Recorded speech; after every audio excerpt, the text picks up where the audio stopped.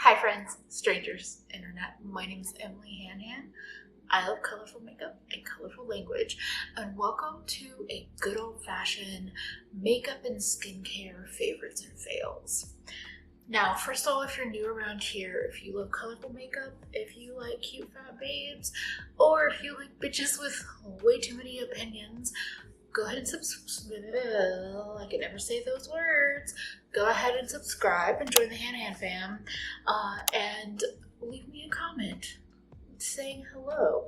Don't be shy. I don't bite unless you ask. Weirdness aside, except for not really aside, because my weirdness is why most of y'all are here. I don't do monthly favorites. I don't do favorites in any regular basis because that's just not how my brain works. But I have some thoughts and feelings about makeup. Now, I have definitely been in a better headspace as of the last couple of months in terms of looking at my makeup, evaluating it, seeing what actually makes me feel excited to play with, what activates my creativity versus what like dampens my creativity, and also kind of getting a much better grasp of the kinds of formulas of things that I just like and that I really don't like.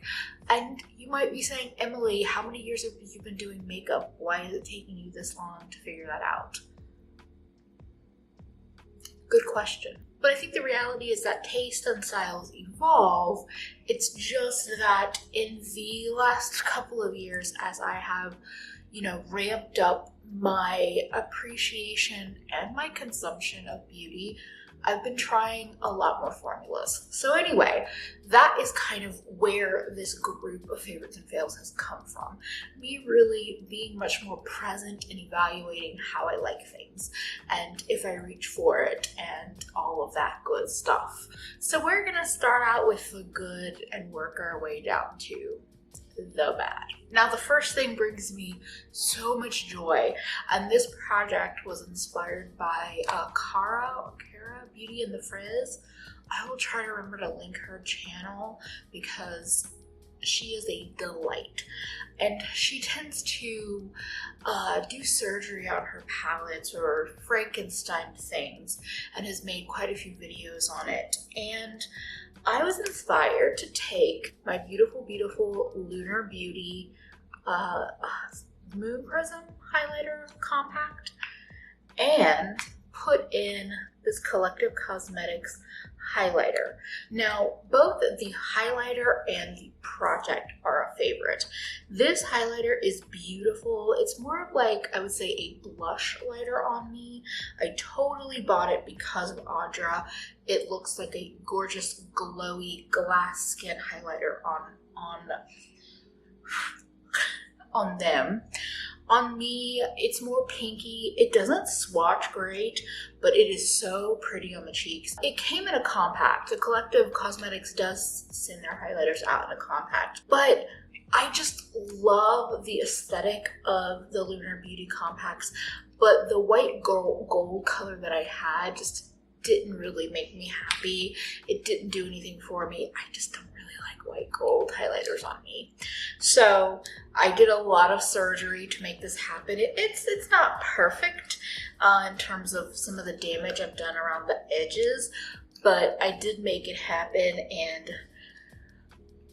between the highlighter formula itself, the Impress, and then the compact, like, I'm just a very, very happy human being right now. Speaking of exploring the collection, this blush is one that I kept saying I really love, I really enjoyed, I recommend it, but it had gotten some neglect, and I've come back to it and I still fucking love it. The Holika Jelly Dough Blusher. I have the color Apricot Jelly. So this is basically a putty blush, and I might have mentioned it in a favorite before or multiple favorites, but this is such a nice texture. You can apply it with your fingers, you can apply it with a brush. I would think you could apply it with a sponge, but I cannot remember 100%. It is just a gorgeous, gorgeous tone. You can build it up or you could apply it very sheer. It melts into the skin where, like, it doesn't feel powdery, but it also doesn't feel dewy or creamy in any capacity. And I know I've said this before about this product. If you are a little nervous about cream products, but you like the idea of less powder or of layering cream and powder, these Holika Jelly Dough blushers, like, I cannot recommend more. I got mine on Yes Style, and I will have it linked in the description box. I'll try to link everything. Oh, no, I should not have done that. Well, I ripped off the sticker finally, but now it's sticky. But like, how cute is that? I really enjoyed this one, and I'm glad I've given it some love again recently, because I have a lot of peach blushes, but I don't necessarily have one that's as easy to work with as this. And now that I'm living in a more humid location, some of the super creamy cream blushes or balmy blushes, I just don't find myself loving, but this is a really nice balanced texture. If you didn't know, I am a sucker for concealer.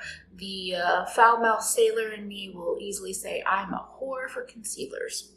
My dear friend Alex, Sincerely Alex Makeup, you should follow her on Instagram if you're not, sent me some Flower Beauty products.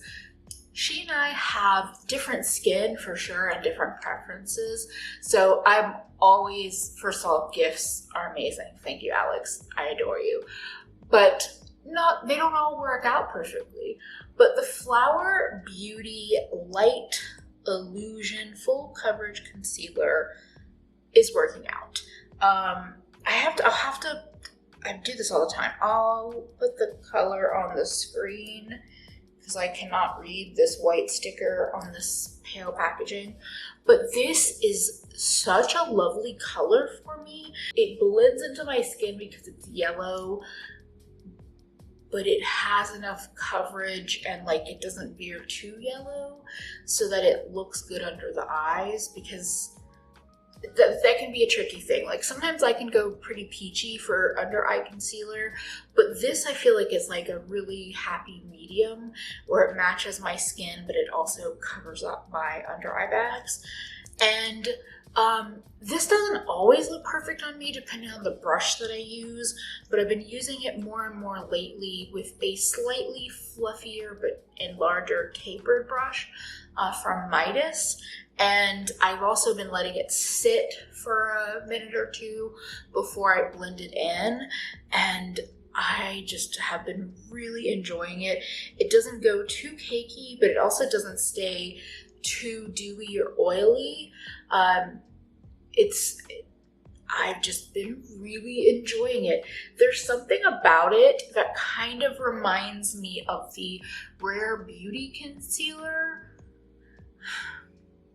I think so. I think they feel similar to me. Take that with a grain of salt. But I would say this concealer is a nice drugstore-ish option. Speaking of drugstore, so was it a week ago? 2 weeks ago? I don't know. Time is an illusion. I shaved off my eyebrows. It's a thing. It was a choice. I don't have a ton of like space between my eyes and where my natural brows start, and I love eyeshadow, so I just decided to fucking go for it. It's way easier than plucking a teeny tiny shape of a perfect small brow, which I do like, and I might go back to. But the brow that I have on today and the product that I've really been enjoying is the Milani Weekend Brow Eyebrow Tint. I have it in 130 medium brown. So here's the thing. I know Audra and many other people, myself included, will often say I don't have patience to draw in individual brow hairs, you know, perfect little brow strokes. This feels different than doing that with a pencil or a pomade. And I don't know if it's just because of my like art background and my love of art material, or if it's the formula or whatever. I've liked a lot of brow pens in the past, but they're not all created equal. But there's something about this one where like I'm able to kind of like draw on the line of like where I generally want my brow, and then just kind of like scribble and, you know, like do more or less individual hairs, but also kind of scribble them together. And if I draw the line too high, I can like scribble over the line and it just kind of blends in. It doesn't look like, you know, a line with strokes on top. Like, you know, it just kind of like will like blend itself together. It just works. It just works for me. They don't look the same. Neither brow is the same. Every day is different.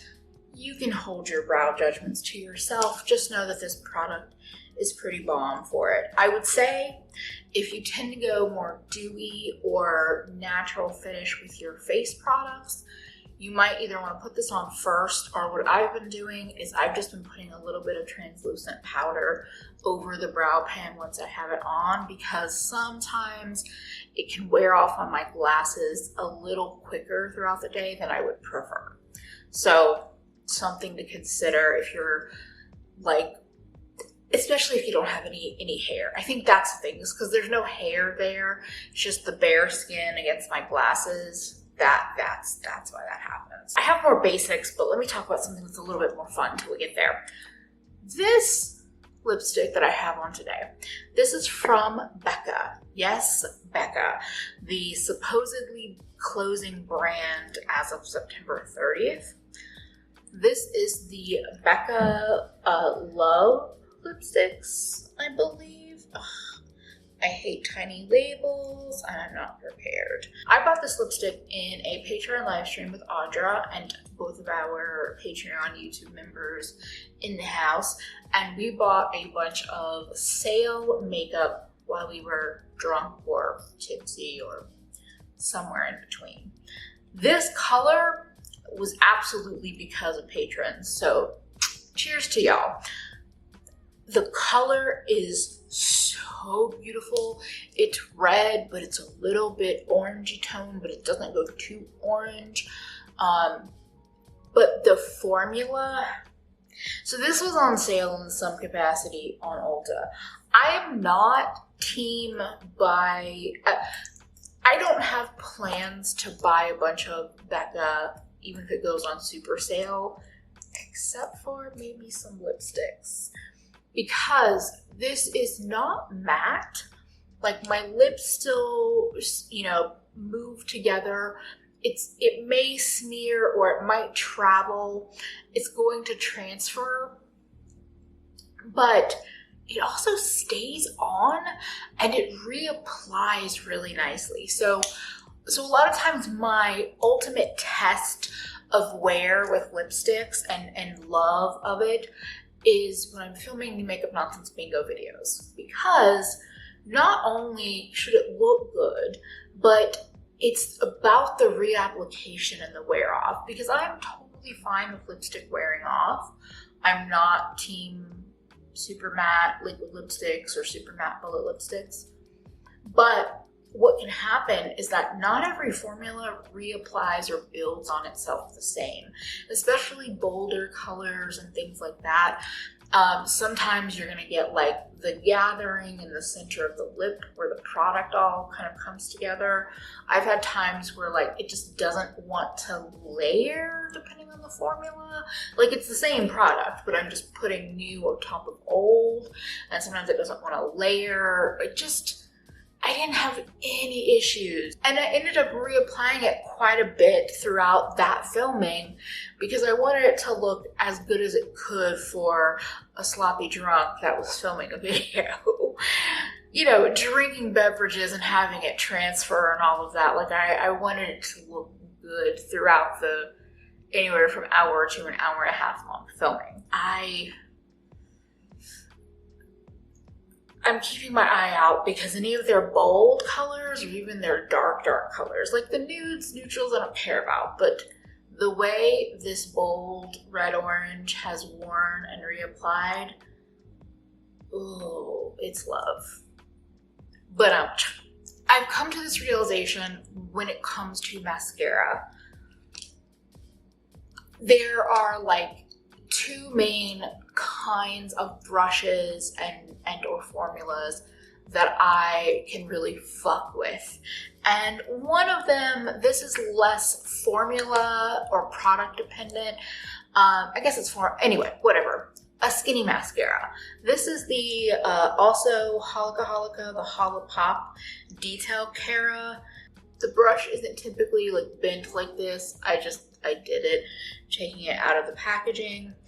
But a skinny brush, small, like in diameter and in bristle length, and also even in wand length, a small brush mascara like this. This is my everyday favorite kind of mascara. It just coats the lashes, it gets off any eyeshadow that's on there, makes them blacker, makes them like pop a little bit, but it doesn't cover the eye look too much. This one hasn't transferred. I don't remember if it's waterproof or not, but I typically go for waterproof because I do get a lot of mascara transfer. If not, I really like this. If y'all have any recommendations for like budget-friendly mascaras like this, I think Wet n Wild makes one. I think I should try that next, because we're not going to talk about how old either of these mascaras are. I think I have found my current like ultimate mascara, and it's a fucking $21 mascara, and that is too rich for my blood. But the MAC, the Extended Play Giga Black Lash. So this brush is a little bit longer than maybe I would love, but it's a little bit thicker, but it doesn't do any weird like hourglass or flaring things. This mascara builds, it gives me volume, it gives me length. It's probably, I don't know if it's probably not doing any of those things in extreme, but like this is the most dramatic I go with. This is the most dramatic I go with my mascara. Now, I do like the Essence Lash Princess Waterproof, but like I love this one. So on that note, if you ever see it on sale, DM me on Instagram, tag me on Twitter, at me anywhere you can find me. Because the only reason I originally bought this is I think it was in the last Ulta 21 Days of Beauty, not the one that's going on currently. And I will have to buy another tube soon. So let me know if you see a sale. I would appreciate that. Thank you in advance. So the Saggitarius Cleanse Me Softly Milk Cleanser. This, you're gonna see, we're going into the fails after this. So this is kind of a comparative favorite. This is just a really milky, creamy textured first cleanse. It takes off my makeup. I put it on a dry face and just like work it into my skin the way you would do with an oil cleanser or a balm cleanser. I have found the nice things about this, it's truly like creamy and lovely. It feels kind of like a lotion coming out of the pump. I've had some issues with the pump itself, but I think it just has a sweet spot in the cap, and I was having a hard time finding that. So it's working now. As you can see, I've used about a third of it, maybe almost half of it. And it's just really lovely. It's very like comforting, calming. It does the work. It emulsifies. I rinse it off. I usually use a wet makeup eraser to assist me in the process of getting it off. But I think if you didn't have one of those, it would still be fine to remove. I just prefer it. I do a second cleanse afterwards. It's how I remove my makeup and cleanse my face. But I just really enjoy the texture of this. This was sent to me, I guess, in PR. It was a gift from Yes Style. I don't know, like, if it's, I don't think it's something I would actually repurchase, because I do think in the end I might still prefer a balm cleanser for my first cleanse. But I was really hesitant about this for a while, and then the more and more I've been using it, I'm like, no, I really do like it. And I especially like it because, so here's the thing, is when I moved, I had this unopened, and I also had the Ordinary Squalene Cleanser unopened. So I brought them both with me because I was like, there's no reason to buy more first cleanser to, you know, whatever. I was just like, I went through all my balm cleansers back in Brooklyn and I brought these with me. Now, the Ordinary Squalene Cleanser, it is also a creamy-ish cleanser similar to this, but I find that it takes more work to like get it emulsified, and yeah, I think that's really it. It's a little bit thicker than the Cyoris one, and there's just something about, it does go a little bit more oily for me, and I don't actually love the oily. I love the balm or the cream emulsification, and there's just something about this that it's just an unpleasant, like, it's not an experience that I despise, but I also don't want to keep using it. And I've used about another, almost half, I would say about half, from the way it feels. So this isn't like a despicable thing. Thank you to the dear friend that sent this to me, again, as a gift. It's not a bad thing. I just, when I started comparing them, and I was like, no, I'm gonna go back and forth and use them alternatively, I just kept using this one. So that told me a lot. So now that we have entered into the fails, y'all, this is an Emily fail. This is I thought I was doing something really special. This is a, like, oh, I thought I figured out this thing that would work for me. But I also knew I was taking a huge risk in doing this. So the way I was taking a huge risk in this little project, this was like a risk like that times 10. And the risk is not worth the reward. So, lethal gel liners. I love the formula. Most of the colors I've tried were really lovely on my waterline and for wing liners and everything. I don't like individual pots of things, so I depotted them into this Danessa Myricks. Danessa markets it for, I believe, foundations. The container comes with 5 of these duo packs, and they can click together, so you can have all 5 together, or you can separate them, and then, you know, when you open, you can open one side at a time, or both.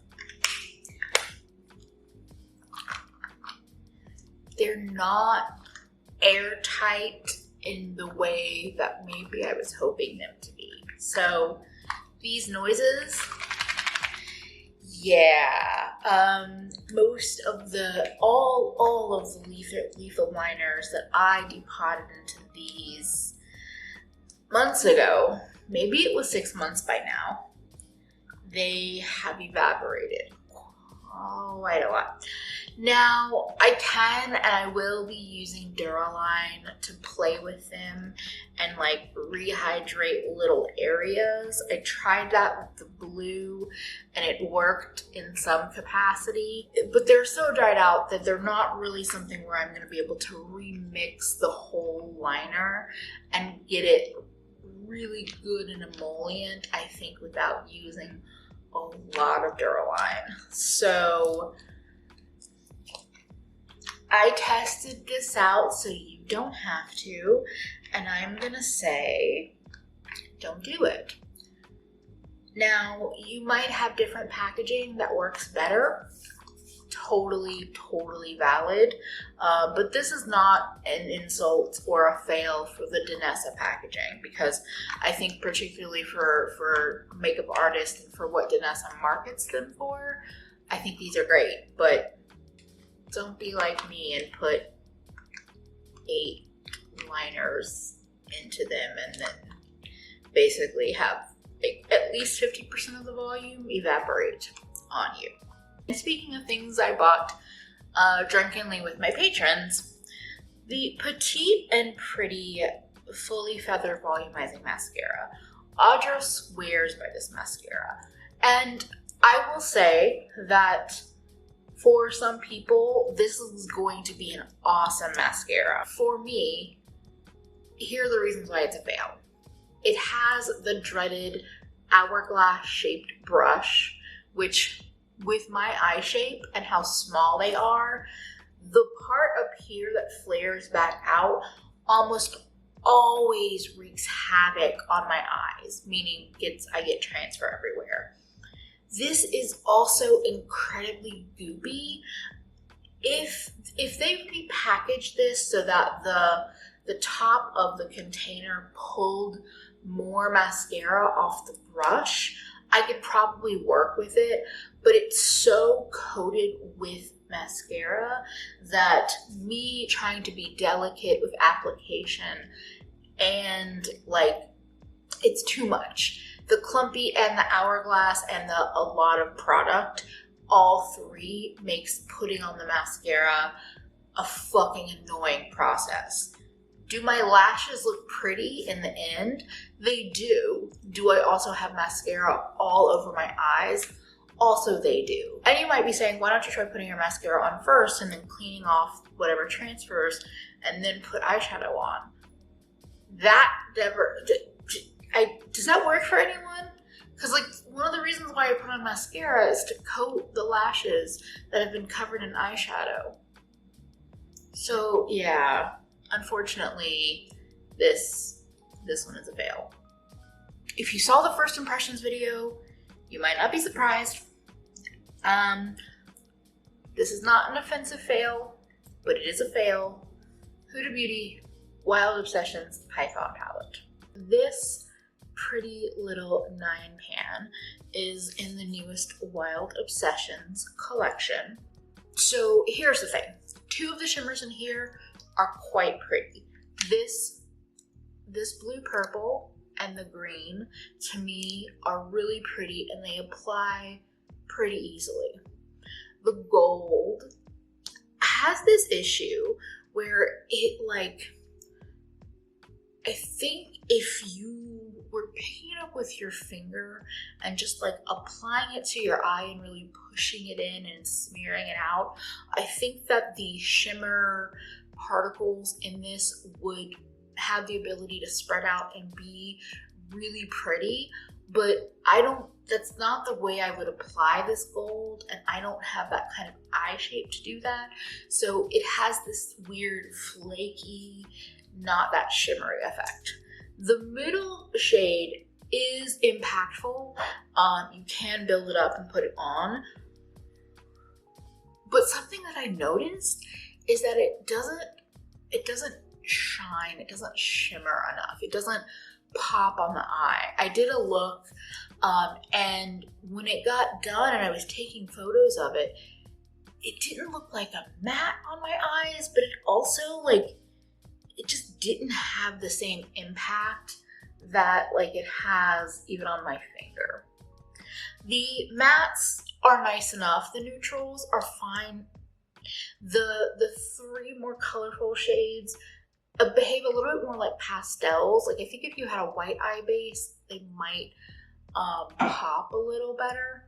They do apply well. They blend, like the yellow and the turquoise blend together really pretty. It's not enough for me. Also, if you happen to have the Club Nebula palette from Kaleidos, you will already have about 5 of the shades from this palette.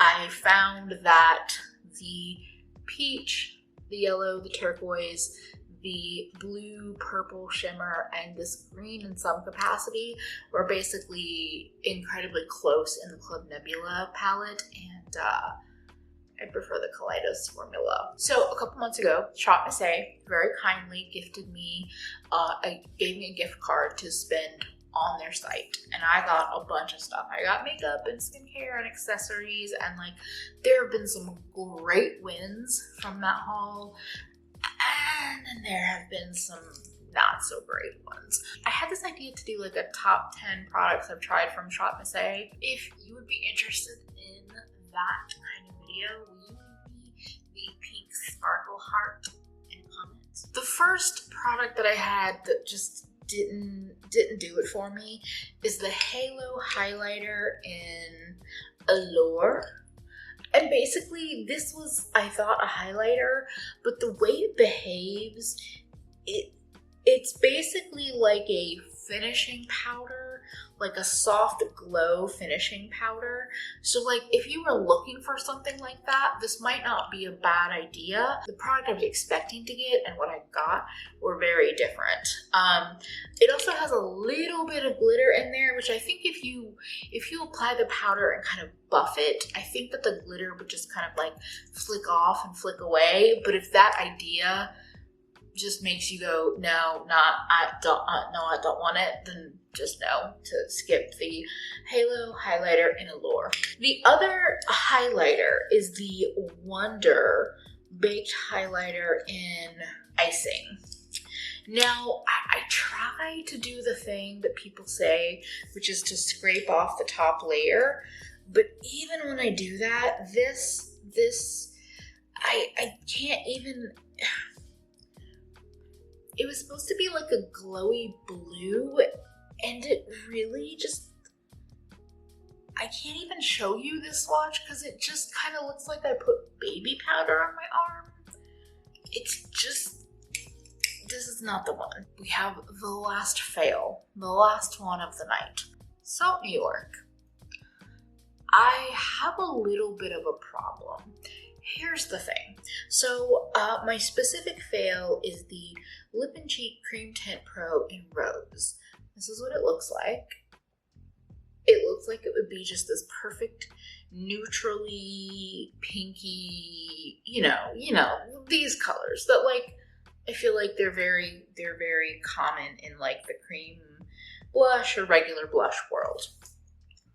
So my dear friend Audra sent me quite a few things from Salt New York, and so I have been able to try out their bronzer, their highlighters, and their blushes. And I have 2 other blushes from them that are like high impact, very intense in color, very beautiful colors. But this blush, this formula is like oily. I don't feel like it ever sets on my face. It feels very slippery and slippy. And I have done, as you know, like people will say, warm up the top of the product. I've done that. I've picked up a bunch of product and then put it on the back of my hand and then took it onto my face. I've tried it with a brush. I've tried it with my fingers. This should be like an easy color to just apply and go. And it's just not for me. And I have other really creamy formulas in this color family that I just use so much more than this one.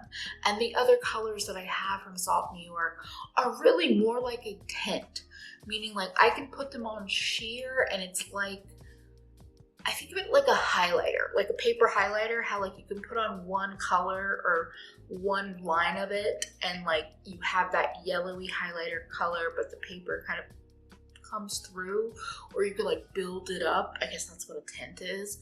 Anyway, what I'm trying to say is like they apply, they're buildable, but they also, they're not so oily. They have more of a set down. They don't get powdery, but they don't move around. I don't worry about like accidentally touching my face and taking off some of the blush or swiping it to a different area. And this one, I just do, and I don't enjoy it. I don't know if this is the way this is supposed to be formulated and the other colors are supposed to be the way they're formulated, but I really don't like the texture of this. I just can't.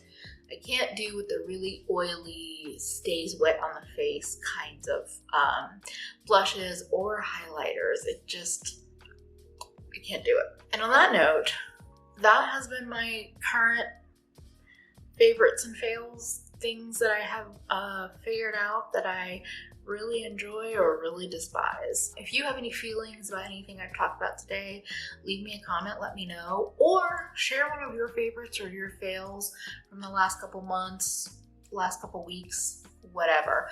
I love hearing about products that like surprised you in good or bad ways. Thank you again for watching. Definitely subscribe if you haven't already, or like the video if you enjoyed. Thank you so much to my patrons and my YouTube members, and for everyone. Don't forget, take care of yourself better today than you did yesterday, because you are worth it. Bye, friends.